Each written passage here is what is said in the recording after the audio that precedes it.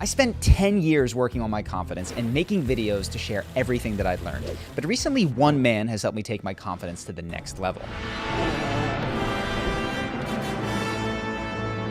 That's right, Aragorn. It might sound silly, but Aragorn is the embodiment of a psychological concept that I have become obsessed with, which is the archetype of the king. It's this idea that we all have access to a deep well of unconscious power, authority, and confidence. And by being reminded of that through myths and stories and symbols, we can begin to unlock that hidden power. So in this video, I want to dive into the characteristics of the archetypal king and discuss how you can apply that mature king energy to your own life to maximize your natural self-confidence. First, mature king energy has little interest in changing other people's minds, especially not with words. That's because the king does not form his perspective from consensus. So when a king is insulted or doubted by others, he pays them almost no attention. You cannot think that this ranger will ever sit upon the throne of Gondor. This exile, crept from the shadows, will never be crowned king.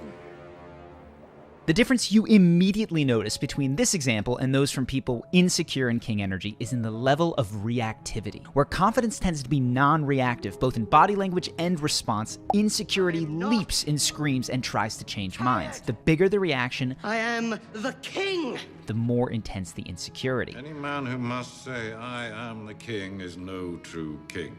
To be clear, the difference isn't that a secure king learns to stay quiet and still when he's insulted, even though he's fuming on the inside. The deeper difference is that a king's understanding of himself is internally felt, and it's not movable by the opinions of others. He genuinely doesn't feel the need to have a clever comeback because he doesn't need to put anyone in their place. Just know, fewer words, less performative action, and more steady building towards your goals will align you with the deep confidence of the king archetype. And that brings us to our second point. King energy inspires people around the king to feel a huge boost of confidence in themselves. They feel that more is possible, and it literally is, because the king energy is creative, and that creativity rubs off on everyone around you. This is in contrast to insecure men who attain positions of power. Without access to the unshakable self-confidence of the king archetype, these men are primarily concerned with maintaining their position, saving face, and avoiding responsibility for failure. In short, these men are stuck in survival concern. If you won't defend your own city, why should they? What would you have me do? Lead. Get down there and lead your people against the invaders who want to kill them. What did my mother say exactly? Did she have urgent business with me? She did not say, Your Grace.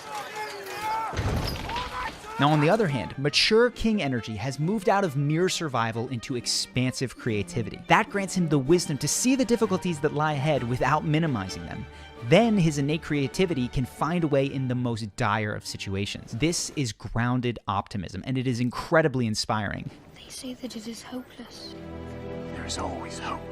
On occasion, this is communicated through rousing speeches, but often it's by coming up with useful strategies when others have lost their nerve. The fortress is taken. It is over. Is there no other way for the women and children to get out of the caves? There is one passage. It leads into the mountains. But they will not get far. The Uruk-hai are too many. Send word for the women and children to make for the mountain pass and barricade the entrance. So much death. What can men do against such reckless hate? Ride out with me. So if you want to tap into the creativity to find amazing solutions in high-pressure situations, the key is to bring your heart into communication with your head. Your heart paints the vision of the world that you want to live in. If it's a vision you're emotionally connected to, your head will provide a million creative ways to get there. You'll feel a huge boost of creative energy, and it'll rub off on everyone around you, and you won't be afraid to be on the metaphorical front lines if the mission requires it. But if you don't let your heart paint the picture and instead live from a vision based on survival and ego protection, your head will go to work helping you survive, not thrive. From there, it's going to mostly provide you with ways to save face and look good, like delegating to others and then blaming them for failure. So although it can sound soft, you need to get in touch with your heart's vision. And in order to do that, the third aspect of king energy can be very helpful. That is that kings do not define themselves by what they hate or what they stand against, but by what they love and what they stand for. This is harder than it sounds, because you will inevitably find yourself in conflict in your life. And in conflict, the temptation is to fall into oppositional defiance, to fight against the person or cause that is upsetting you while losing track of what you sought to gain in the first place. I am Amlet the Beowulf, son of King Arvan and Warraven, and I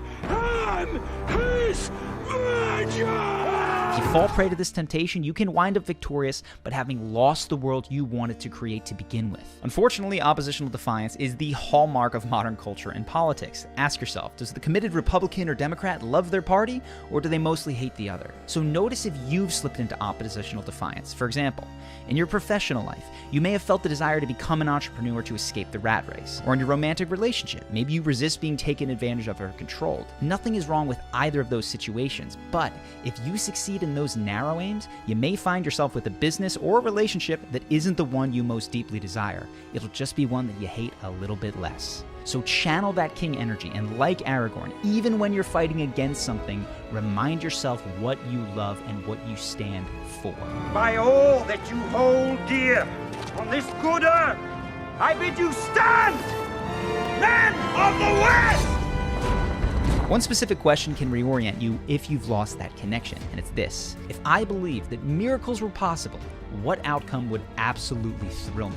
This will give you the inspiration and the motivation to come up with outside-the-box solutions and the courage to jump into the front lines if necessary. But the king's willingness to be on the front lines needs to be balanced with the fourth point so that he isn't abdicating his largest responsibilities in order to become a foot soldier. And that is that the king has the restraint and the wisdom to support others without taking on the burdens that rightly belong to them.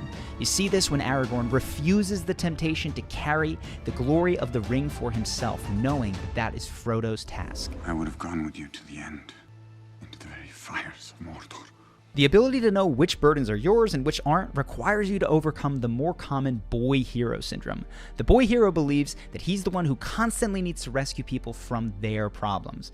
Now, this can be a beautiful and a valuable instinct when it's consciously chosen, but many boy heroes are compulsive heroes. They're actually people pleasers, too afraid to let others struggle through their own issues because of how helpless it can make that boy hero feel.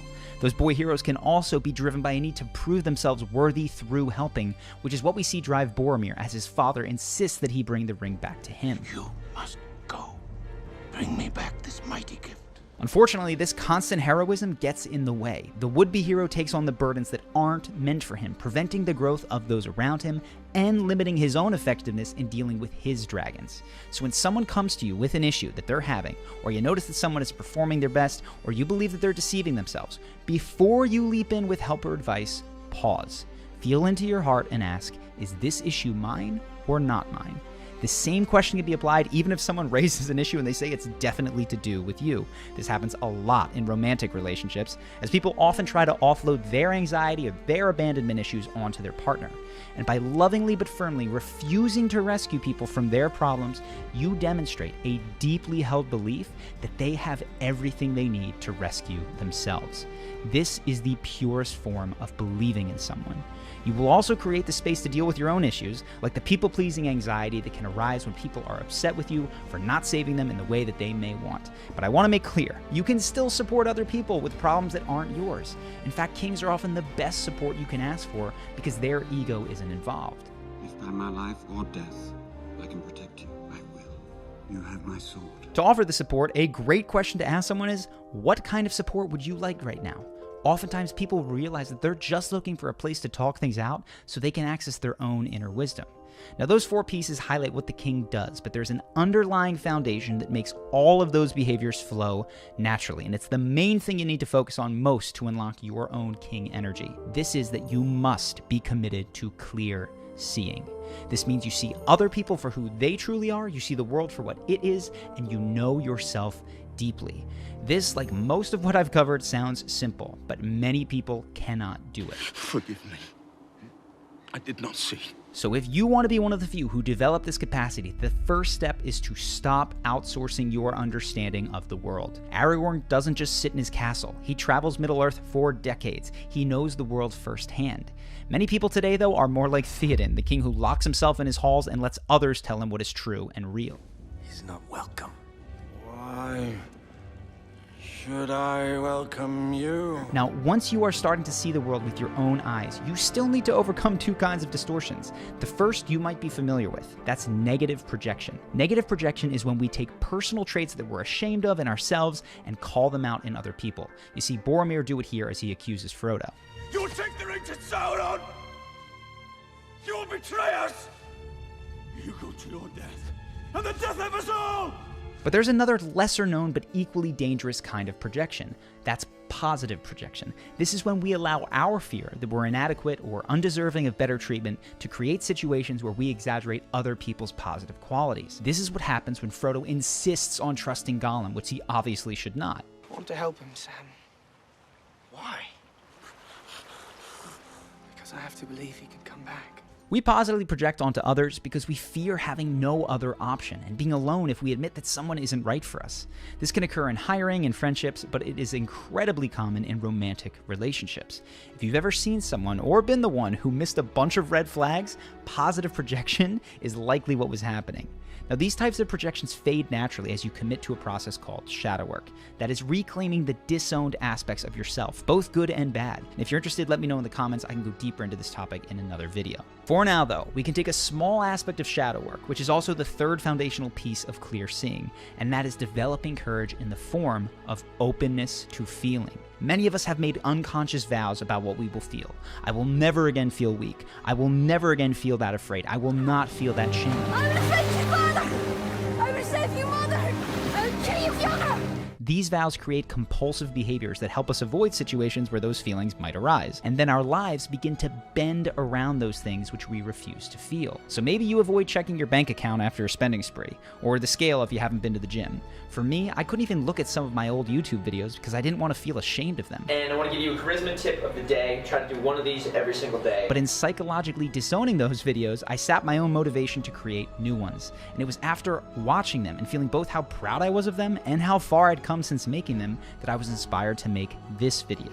So sit and look and feel what happens when you open your eyes to what you've been avoiding. It can transform your life. And while the confidence born from this process may not be in your face as the young heroes, it doesn't burn out. It gets brighter over time until even the doubters can't help but acknowledge it.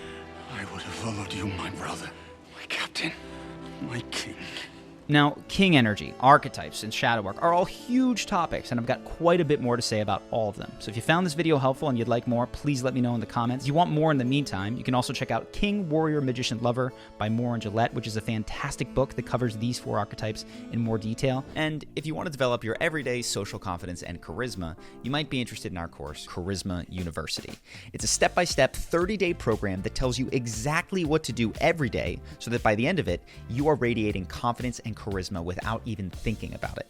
Here's just a few things that our past members have said. I had confidence in some areas, but not in others. Then Charisma University changed that for me. Since beginning the program, I have seen noticeable changes in my life. It has helped me unlock the confidence that comes with knowing that I can go into any social situation and crush it. Another member wrote, I've always been bad at expressing myself in situations that weren't one-on-one in conversations. I'd find myself hesitant to speak, or I'd get caught in my own head overthinking things. After CU, I am now way more confident in saying what I think. I feel much happier all the time. I was even able to talk to a woman I've had a crush on for about a year and made a great first impression.